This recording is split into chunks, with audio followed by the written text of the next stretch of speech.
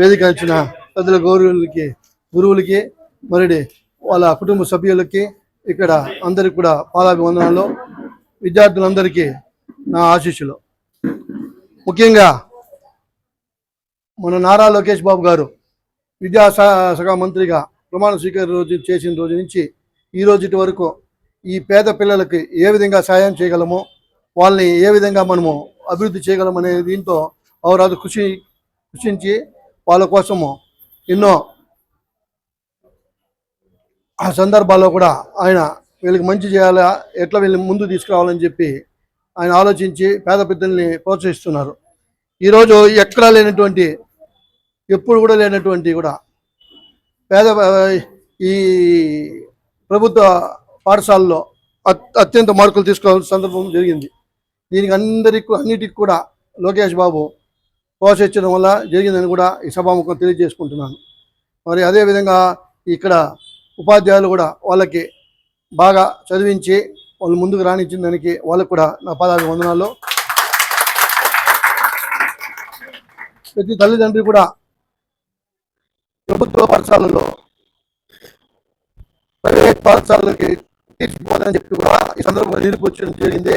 కాబట్టి ప్రతి ఒక్కరు కూడా ప్రభుత్వ పాఠశాలలో మీ పిల్లల్ని చదివించి పైకి తీసుకోవాలని మనస్ఫూర్తి కోరుకుంటూ ఈ సెలవు తీసుకున్నాను. 500 పైన మార్కులు సాధించినటువంటి వాళ్ళు 13 మంది ఉంటే 500కి మార్కు తీసుకొచ్చిన వాళ్ళు రాష్ట్ర వ్యాప్తంగా 200 మంది ఉన్నారు. ముఖ్యంగా మనలో గతంలో చూస్తుంటాం, ఈ 10th క్లాస్ రిజల్ట్ రాగానే చైతన్య ఫస్ట్, నారాయణ ఫస్ట్ అనేసి. ఈసారి ప్రభుత్వ పాఠశాలలో చదివినటువంటి విద్యార్థుల ఫోటోలు వేసి ఎక్కడ కూడా నారా లోకేష్ గారి ఫోటో కానీ చంద్రబాబు నాయుడు గారి ఫోటో కానీ లేకుండా పూర్తిగా ఎవరైతే గవర్నమెంట్ స్కూల్లో పేద విద్యార్థులు చదివి ర్యాంకులు సాధించారో మొట్టమొదటి రోజు 10th క్లాస్ రిజల్ట్ వచ్చిన రోజు ఆ పేద విద్యార్థుల యొక్క ఫోటోలతో మాత్రమే భారతదేశ చరిత్రలో లేదు ఇట్లాంటిది. నారా లోకేష్ గారు ఒక వినూత్నమైనటువంటి కార్యక్రమాన్ని తీసుకురావడం జరిగింది. అదేవిధంగా ఆ యొక్క విద్యార్థుల యొక్క భవిష్యత్తుని దృష్టిలో పెట్టుకొని విద్యాశాఖ మంత్రిగా అనేక సంస్కరణలు తీసుకొచ్చి ఈరోజు ఈ ప్రభుత్వం రాగానే ఇంటర్మీడియట్లో పిల్లలకి భోజనాలు నిలిపేసి ఉంటే ఆ భోజనాలను కూడా పేద విద్యార్థుల కోసం వాళ్ళని ఏర్పాటు చేయాలనేసి తీసుకున్నటువంటి నిర్ణయాన్ని ఈ రాష్ట్ర వ్యాప్తంగా ప్రజలందరూ కూడా హర్షిస్తున్నారు. ఒక సమర్థవంతమైనటువంటి నాయకుడు ఒక బాధ్యతలో ఉంటే ఏ విధంగా ఫలితాలు వస్తాయనే దానికి ఈరోజు ప్రభుత్వ పాఠశాలలో సాధించినటువంటి విద్యార్థులే మనందరికీ నిదర్శనంగా కనిపిస్తారు. కాబట్టి ఒక సమర్థవంతమైన నాయకత్వ పటిమతో విద్యాశాఖ మంత్రిగా అనేక సంస్కరణలు తీసుకొచ్చి పేద విద్యార్థుల కోసం వాళ్ళ యొక్క భవిష్యత్తు, ఎందుకంటే 10th అనేది చాలా ఇంపార్టెంట్ అయినటువంటి సందర్భం, వాళ్ళ యొక్క జీవితానికి మలుపు అది 10th అనేది. ఆ తర్వాతే వాళ్ళ యొక్క భవిష్యత్తు అంతా కూడా ఆధారపడి ఉంటుంది.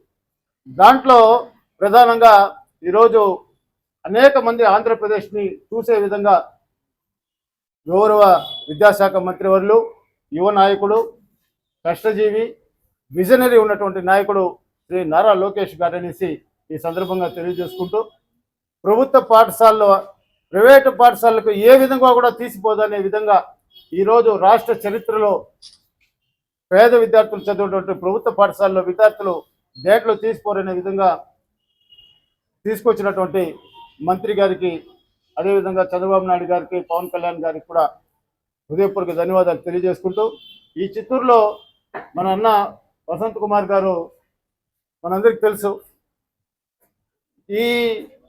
ఏ ఒక్క చిన్న కష్టం వచ్చినా ఆ కార్యకర్తలు పెడితే వెంటనే వాళ్ళకి సహాయం చేసేటువంటి గుణం. మెకానికల్ గ్రౌండ్లో పిల్లలు ఆడుకుంటూ ఉంటారు, 1 గంట 2 గంటలు ఎండలో ఆడుకున్న తర్వాత నీళ్లు తాగాలంటే అక్కడ నీళ్ళు లేదు. సరే 10 రూపాయలు ఇచ్చి బయట పోయి బాటిల్ కొనుక్కుంటామంటే చుట్టుపక్కల షాపు లేదు. ఆ విషయాన్ని తెలుసుకొని వారు అక్కడ రోజు 15 క్యాన్లు, 15 నుంచి 20 క్యాన్లు ఆ పిల్లలకి నీటి ఆడుకున్న తర్వాత నీళ్ళు తాగే విధంగా ఏర్పాటు చేసినటువంటి, అంటే పేద విద్యార్థులకి ఏ రకంగా మనం సహాయం చేయగలమని. అదేవిధంగా ఈరోజు ఈ యొక్క కార్యక్రమాన్ని వారికి హైదరాబాద్లో ఉన్నారు, ఈ ప్రోగ్రాము ఫిక్స్ అవ్వగానే ఆ పని అన్నింటి కూడా వదులుకొని విద్యార్థులతో ఆ, మమేకం అవ్వాలి, వాళ్ళతో ఈ యొక్క దీన్ని పంచుకోవాలనేసి ఈ కార్యక్రమాన్ని ఏర్పాటు చేయడానికి మాకు సహకరించినటువంటి వసంత్ అన్న గారికి హృదయపూర్వక ధన్యవాదాలు తెలియజేసుకుంటూ మీ అందరి తప్పదు రోజు దాదాపు ఒక పెద్ద ఎత్తున రాష్ట్ర స్థాయిలో ర్యాంక్ సాధించినటువంటి విద్యార్థులందరికీ కూడా సన్మాన కార్యక్రమాన్ని వారి చేతుల మీదుగా జరుగుతుంది.